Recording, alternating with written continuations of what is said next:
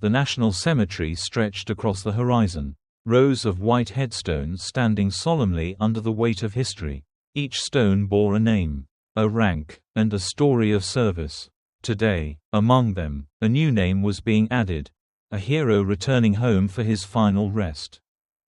The sky hung heavy with thick gray clouds, a reflection of the sorrow that filled the air. A cold autumn wind whispered through the trees, rustling the fallen leaves that blanketed the ground in shades of gold and rust. American flags, carefully placed beside each grave, fluttered gently, their colors muted under the overcast sky. A small gathering of people stood in silence, their faces drawn, their eyes brimming with unshed tears. Family, friends, and fellow soldiers had come to honor the life of Sergeant Ethan Carter, a man who had given his all in service to his country. Among them stood those who had fought beside him, men and women whose faces were etched with both grief and the deep respect they held for their fallen brother. At the heart of the gathering, draped in the stars and stripes of the American flag, rested Ethan's casket. The flag was crisp, its folds perfect, a symbol of the nation's gratitude. A pair of white-gloved honor guards stood at either end, their expressions unreadable, their postures rigid. Beside the casket, a figure lay motionless, silent, loyal, and grieving in his own way. Germ, a German shepherd with a thick coat of sable fur, rested his head on his paws. His ears were low, his dark eyes filled with sadness. He had been more than just a military working dog. He had been Ethan's partner, his protector, his friend. The bond they had shared was one forged in trust and tested in the crucible of war. As the chaplain began to speak, his voice was steady yet filled with the weight of loss. He spoke of Ethan's bravery, his dedication, and the sacrifices he had made. He recounted stories of a man who had always put others before himself, who had stood strong in the face of danger, who had laughed with his comrades and fought beside them with unwavering courage. The soldiers who had served with Ethan stood at attention, their gazes fixed forward, their hearts heavy. Some had fought beside him on distant battlefields, where the heat of the desert sun had been relentless, and the nights had been filled with the sounds of war. Ethan had always been there, steadfast, unshaken, a source of strength for those around him. Germ remained still, his chest rising and falling in slow, measured breaths. He had been there too, on the battlefield, navigating the dangers that lay hidden beneath the sand. Together, he and Ethan had faced the unknown, working as a team to save lives. And now, without his partner, Germ seemed lost.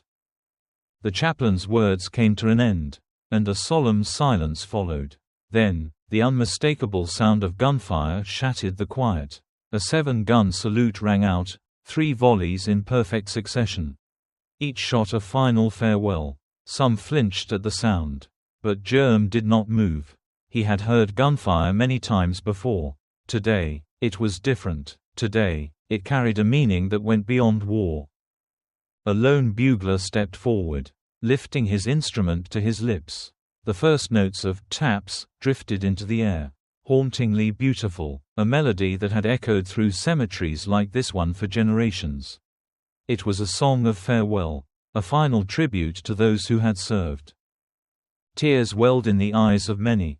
Ethan's mother clutched a folded handkerchief, her shoulders trembling. His father stood beside her, his face lined with sorrow but his back straight, proud of the son he had raised. A fellow soldier reached up to wipe his eyes, his composure breaking for just a moment before he squared his shoulders once more. Then, in a practiced and precise motion, the honor guards approached the casket. With slow, deliberate movements, they lifted the flag and began to fold it. Each fold was crisp, each motion careful, a ritual that held deep meaning. When they reached the final fold, one of the guards knelt before Ethan's mother, presenting her with the flag. On behalf of the President of the United States, the United States Army, and a grateful nation, please accept this flag as a symbol of our appreciation for your loved one's honorable and faithful service. The soldier said, his voice steady despite the emotion in his eyes. She accepted the flag with trembling hands, pressing it close to her chest. It was a small token for the great sacrifice her son had made. As the ceremony neared its end, Germ finally stirred. Slowly, he rose to his feet and stepped closer to the casket. He sniffed at the flag-draped wood, his tail still, his eyes searching. Then, with a quiet whimper, he lay down once more, his head resting against the casket. A lump formed in the throat of many who witnessed the moment. There was an understanding in Germ's posture, an acceptance of what had happened, though it did not lessen the pain. The soldiers stepped forward, one by one, each placing a hand on the casket in a final farewell. Ethan's closest friends lingered, some whispering quiet words, others simply bowing their heads. Eventually, the time came for the casket to be lowered. The ropes held firm as it descended slowly into the ground. The first handful of earth was tossed upon it, a sound that felt heavier than any words spoken. As the mourners began to depart, Germ remained by the grave, unwilling to leave just yet. One of Ethan's fellow soldiers knelt beside him, scratching behind his ears. "Come on, boy," he whispered, "let's go home." For a long moment, Germ did not move. Then, with a deep sigh, he stood. He cast one last look at the grave before turning away, following the soldier. The cemetery returned to silence. The flags continued to flutter in the wind, and the sky remained gray. But within each heart present, Ethan Carter's memory lived on. He was gone, but never forgotten. The rifle shots echoed through the cemetery, their sharp cracks breaking the stillness of the gray afternoon. As the final volley rang out, the mourners flinched, their grief heavy in the cool autumn air. The sound was familiar to many gathered here, soldiers who had served alongside Sergeant Ethan Carter, men and women who had faced the battlefield with him. But to one soul among them, the gunfire brought a different reaction. Germ trembled. The German Shepherd, Ethan's loyal military working dog, had remained silent through most of the service, lying close to the flag-draped casket. But now, his body quivered, his ears pricked forward, his dark eyes darted toward the coffin, his breathing quickening. He made a sound, low, almost a whimper, but something about it was unsettling. It was not just grief. It was something more. A soldier in the front row noticed. He had seen animals react to stress before. But this was different. Germ wasn't cowering. He wasn't panicked. He was listening. Sophia Carter, Ethan's only daughter, stood beside the honor guard. She was in her early 20s, too young to be burying her father. Her face was pale, her hands clasped tightly together as she accepted the folded flag from the solemn-faced soldier. She took it with shaking hands, pressing it against her chest as if holding onto it could somehow keep her father closer. And then it happened. Germ leaped. The sudden movement startled the mourners. Gasps rose as the German Shepherd sprang onto the casket, landing with a solid thud. His claws scraped against the wood as he shifted his weight. Then, throwing his head back, he let out a long, heart-wrenching howl. It was a sound unlike any the gathered crowd had ever heard. A cry of sorrow, of longing, of something deeper, something primal. It carried across the cemetery, cutting through the air like a knife. It was the kind of sound that made the hairs on the back of one's neck stand up. A sound that spoke of bonds unbroken, of something unresolved. People exchanged glances, unsure of what to do. Some wept openly, overcome by the depth of the dog's grief. Others simply stood frozen, watching in quiet awe. Then Germ began to move again. His black nose pressed against the wood of the casket. He sniffed furiously, as if searching for something. His body tensed, and then he started to paw at the surface, gently at first. Then with more urgency, his nails scratched against the wood in deliberate movements. It was not the frantic, confused digging of a distressed animal. It was precise, purposeful. A murmur spread through the crowd. "What's he doing?" someone whispered. "Maybe he doesn't understand," another replied, their voice trembling. But then something else happened. Something that made every breath catch in the cold autumn air. The flag moved. It was subtle at first. A slight ripple, as if caught in a breeze. But there was no wind. The cemetery was still, the trees motionless. Yet, beneath Germ's paws, the fabric of the flag seemed to shift. Sophia took a step forward, her grip tightening on the folded flag she held. Her breath came short, her pulse quickening. "Germ," she called softly, but the dog did not look up. He remained focused on the casket, his nails scraping against the wood, his nose pressing insistently against the lid. One of Ethan's fellow soldiers stepped closer. His brows furrowed. He had seen Germ in action before, had watched the dog detect IEDs buried deep beneath the earth, had witnessed him sense danger long before any human could. Military working dogs were trained to trust their instincts. And right now, Germ was sensing something. A woman in the back murmured a prayer under her breath. Another gust of wind should have come. It should have moved the leaves. It should have explained the way the flag had shifted. But there was no wind. The flag fluttered again, just for a moment. A movement that was deliberate. Almost as if something was reaching back. The murmurs grew louder. A soldier, one of Ethan's closest friends, took a step forward. "What the hell?" he muttered. Sophia's knuckles went white around the flag she held. Germ let out another sound. But this time it was not a howl. It was a whine, high-pitched, pleading. He lowered his body onto the casket, pressing himself against it. His eyes, filled with something unspoken, locked onto Sophia's. And then she heard it. It was faint, almost imperceptible, but it was there. A sound from inside the coffin. A gasp rippled through the mourners as realization set in. Ethan Carter was not gone. A moment of stunned silence hung in the air before the first person moved. A soldier lunged forward, pressing his ear to the casket. His eyes widened. "Get the funeral director," he barked. Now, chaos erupted. A rush of movement, people backing away in shock. Someone running toward the cemetery office. The honor guards frozen in place, unsure of what to do. Sophia stood rooted to the ground, her pulse thundering in her ears. Germ remained where he was, his body tense. He had known, he had sensed it before anyone else. Minutes felt like hours before the cemetery staff arrived.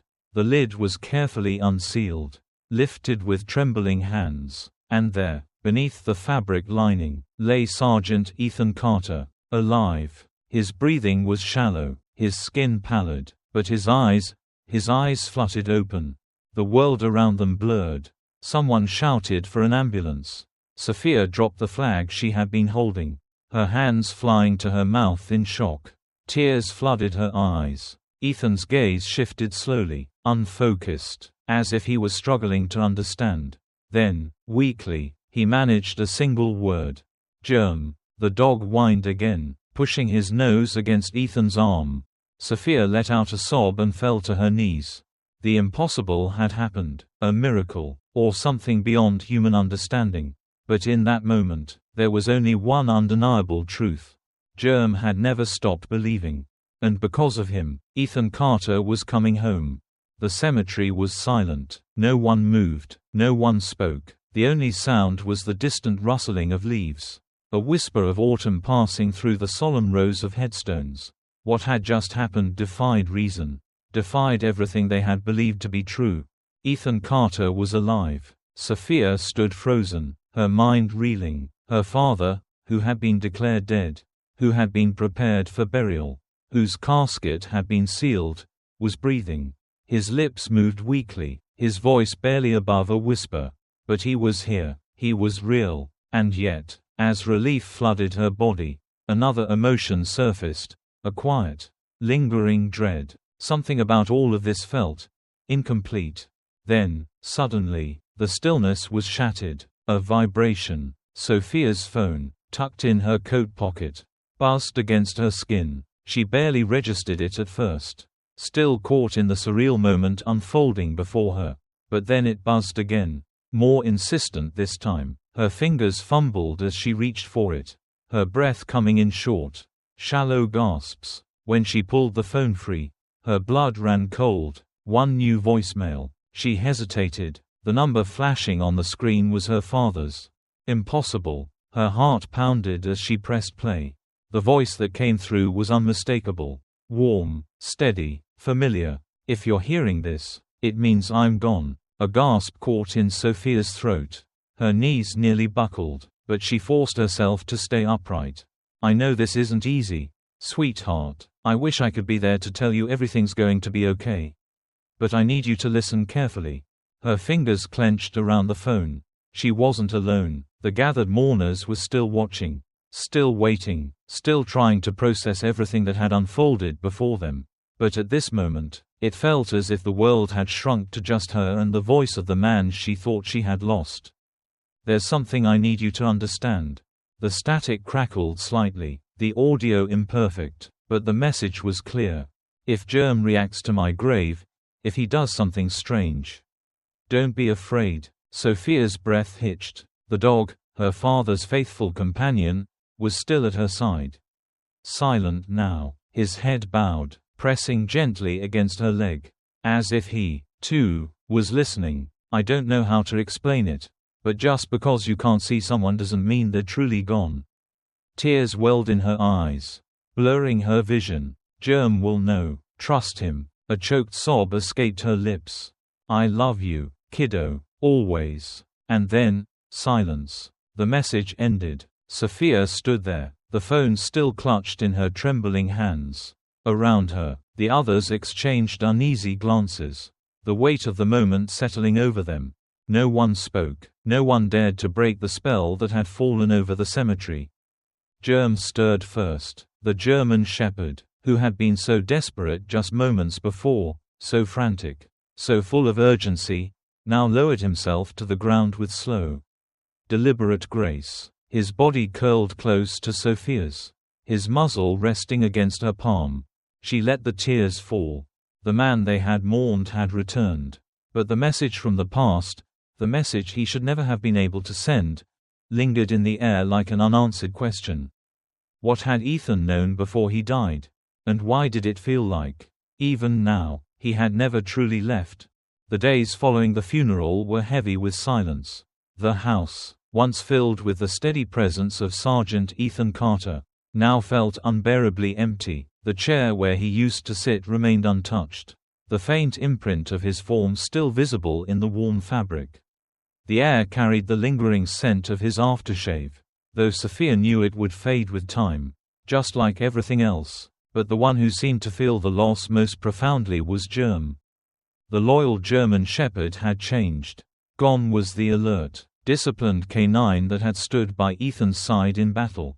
In his place was a shadow of the once proud soldier's companion. Germ barely moved, choosing instead to curl up beside Ethan's favorite chair, his nose resting against the wood as if waiting for his master's return. He refused to eat. Sophia tried coaxing him with his favorite treats, but he would only look up at her with tired eyes before turning away. The house was quiet except for the soft sound of Germ's breathing and the occasional sigh that escaped him, a sound that somehow carried the weight of grief. Sophia understood. She, too, felt lost. Without her father, the world seemed directionless. She had spent so much of her life looking up to him, following his example, relying on his wisdom. Now, he was gone, and though he had miraculously survived his premature burial, the man who had returned was not the same. Ethan was alive, but weak, recovering in a military hospital with a long road ahead. His body had been pushed to the brink, and the doctors weren't sure how much of his former strength he would regain. He needed rest, he needed time, and Sophia needed a purpose. But she couldn't find it. Not yet. She spent her days tending to the house, answering calls from well-wishers, trying to make sense of things. Nights were the worst, lying awake, listening to the wind outside, wondering if the message her father had left for her had been more than just words. Wondering if there truly was something beyond life and death, something that Germ had understood before anyone else. But mostly, she grieved, and so did Germ. Until one morning, when everything changed. Sophia awoke to the sound of soft scratching at the door, blinking against the early morning light. She sat up, disoriented. The house was still, as it always was, but there was something different about the air. A presence. She turned her head and saw him. Germ stood at the front door. His ears pricked forward, his tail still but not low with sadness. His posture was different. Alert. Ready. His amber eyes, once clouded with sorrow, now held something else. Determination. Sophia sat there for a moment, staring at him. For the first time since Ethan's funeral, Germ wasn't curled up in his usual spot, lost in grief. He wasn't retreating into the past, waiting for something that would never return. He was looking forward. Sophia swallowed, suddenly understanding. Her father had never wanted him to be trapped in sorrow. He had never been the kind of man who dwelled on loss. He had always pushed forward, no matter how hard life became. He had spent his career in service, not just to his country, but to the people around him. And he had wanted her, and Germ, to do the same. Germ understood it now. And now, so did she. Taking a deep breath, she swung her legs over the side of the bed and stood up. The weight in her chest was still there, but it no longer felt paralyzing. She walked to the door and knelt beside Germ, running her fingers through his thick fur. He leaned into her touch, his warm breath fanning across her hand. "We have to keep going, don't we?" she whispered. The dog didn't answer. Of course. But he didn't need to. Sophia took a moment to compose herself before reaching for the leash. Germ didn't need it. He had never been one to run off, but something about the act of putting it on felt symbolic. A fresh start, a new purpose. They stepped outside together. The autumn air was crisp, the sky painted with the soft pinks and oranges of the early morning sun. Leaves crunched beneath Sophia's boots as she walked, her footsteps falling into rhythm with Germ's. They didn't have a destination. Not yet. But they were moving. That was enough. Over the next few days, Sophia began to search for a way forward. She spent hours researching, making calls, speaking to people in her father's unit. And slowly, an idea began to form, one that had been planted in her heart long before she had even realized it. Her father had dedicated his life to service, not just as a soldier, but as a handler for canine units. He had always believed in the power of working dogs, not just in combat, but in healing. He had often spoken of how canines could help veterans transition back into civilian life, providing them with companionship, purpose, and a bond that words could never fully capture. And now, Sophia knew what she needed to do. With renewed determination, she reached out to organizations that worked with veterans and service dogs. She attended meetings, volunteered at training centers, and started learning everything she could about the rehabilitation of retired canines and their role in helping soldiers adjust to life after war. Germ was by her side through it all. He, too, seemed to understand that his mission was not over. Though he would never have another handler like Ethan, he could still serve, he could still help. Together, they began visiting wounded veterans, offering comfort and companionship. Sophia watched as the presence of a well-trained, loyal dog brought light back into the eyes of men and women who had seen too much darkness. And with every step she took, she felt closer to her father. The voicemail he had left her still played in her mind sometimes. His words a reminder that love did not end with death, that those who truly mattered never really left us. She could not bring back the past, but she could honor it. One evening, as she sat on the porch watching the sunset, Germ lay beside her, his head resting on her knee. She scratched behind his ears, smiling softly. "We're doing okay, aren't we?" she murmured. Germ let out a contented sigh, pressing closer to her. For the first time in what felt like forever, Sophia believed it. They were going to be okay. And they were going to keep moving forward. The evening was quiet, wrapped in a peaceful stillness that only the countryside could offer. Sophia sat on the wooden porch, a warm cup of tea cradled in her hands, watching the sky fade from deep orange to a vast expanse of midnight blue. Stars began to emerge, tiny specks of light shimmering against the darkness, each one a silent reminder of the universe's vastness. Beside her, Germ lay stretched out, his head resting on his paws. His ears flicked occasionally at the sound of crickets chirping in the tall grass. But otherwise, he was still. He had changed over the past few weeks, no longer the grieving, despondent dog that had refused to move from Ethan's chair. Now, he held his head higher, his eyes brighter with the purpose they had rediscovered together. Sophia sipped her tea, letting the warmth seep into her, soothing in a way she hadn't known she needed. The pain of losing her father was still there. It always would be, but it no longer felt unbearable. Instead, it had softened, settling into something quieter, something she could carry with her without it weighing her down. She glanced down at Germ, her fingers absently running through the thick fur at his neck. "I think we're getting there," she murmured. Germ let out a contented sigh, his tail thumping softly against the wooden planks of the porch. Above them, the stars continued their quiet vigil. Then, something unexpected happened. A tiny flicker of light appeared in the darkness, a firefly, its body glowing in gentle pulses as it hovered in the air. Sophia's gaze followed it, watching as it danced through the night, its glow intermittent but steady. It moved with an almost deliberate grace, weaving through the air before settling just in front of Germ. The dog lifted his head, ears perked forward, watching with curiosity. The firefly lingered, hovering near Germ's nose. Then, as if carried by an unseen force, it drifted towards Sophia. It floated just inches from her face, blinking once, twice, then a third time, before vanishing into the night. Sophia exhaled slowly. Germ suddenly wagged his tail, lifting himself onto his paws.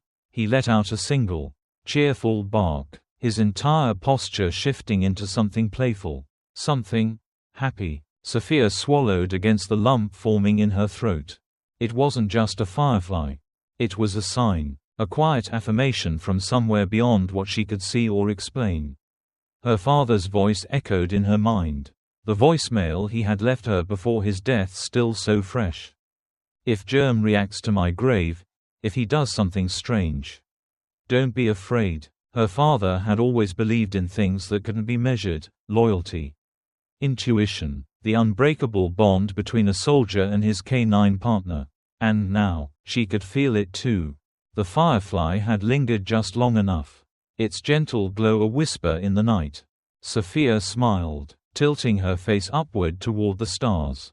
The vast sky stretched above her, infinite and unknowable, but somehow, in that moment, it didn't feel distant. It felt close, like she was a part of something much greater, something unseen but ever present.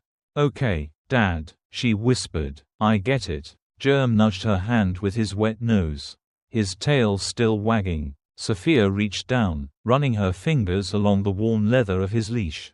She had left it draped over the porch railing, but now, she picked it up, looping it around her wrist. It wasn't about control.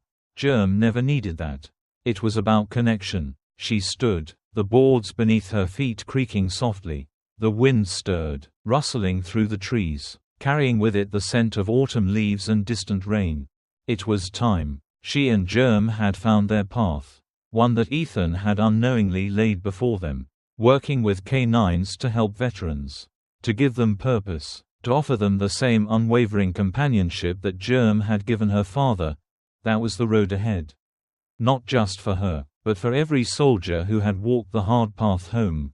She glanced once more at the sky, at the twinkling stars that felt just a little brighter tonight. Then, turning to Germ, she smiled. "Come on, boy," she said, giving his leash a gentle tug. "We've got work to do." Without hesitation, Germ stepped forward. Together, they walked off the porch, into the night, and toward the future that awaited them, one illuminated not just by the stars above, but by the enduring love and legacy of a man who, even in death, had never truly left. Thank you for watching the video. If you enjoyed it, please comment 1. And if you didn't, just hit like. See you in the next videos.